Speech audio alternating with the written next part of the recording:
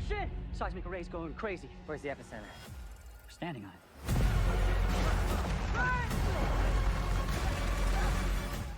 Aquaman and the Lost Kingdom is a superhero film based on the DC character Aquaman that was released in 2023.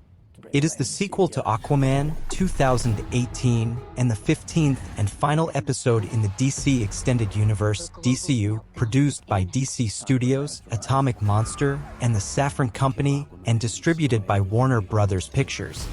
Several years after becoming King of Atlantis, Arthur Curry married Mara and had a son, Arthur Jr., while living on land and at water. Meanwhile, David Kane continues his quest for vengeance against Arthur for his father's death, collaborating with marine biologist Stephen Shin to locate Atlantean relics. He discovers a black trident that inhabits him, with its creator offering him the ability to defeat Arthur.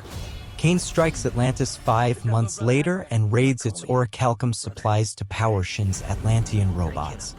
Arthur discovers that when an ancient Atlantean dynasty employed orichalcum, which produces large amounts of greenhouse gases, it not only raised planetary temperatures and produced harsh weather and ocean acidification, but it also nearly caused a planetary extinction.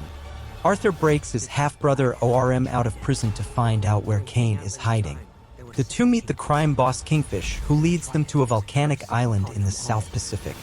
While on the island, Arthur and ORM discover the Black Trident, which ORM tells was constructed by Kordax, King Atlan's brother and ruler of the lost nation of Necrus, who was imprisoned with blood magic after a failed effort to steal the throne.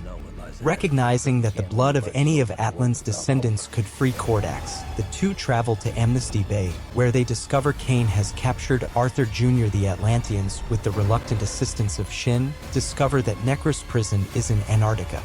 Arthur confronts Kane in Necrus to prevent him from hurting Arthur Jr., but Arthur is nearly murdered until Mara arrives and saves him.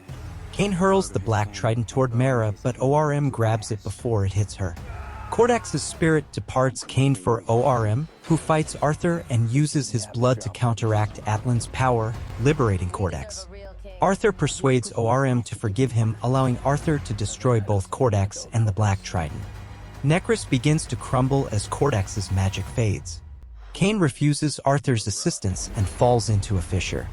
The Atlanteans and Shin flee to safety, and Arthur and Mara decide to release ORM and inform the rest of Atlantis that he died on the condition that he remained concealed.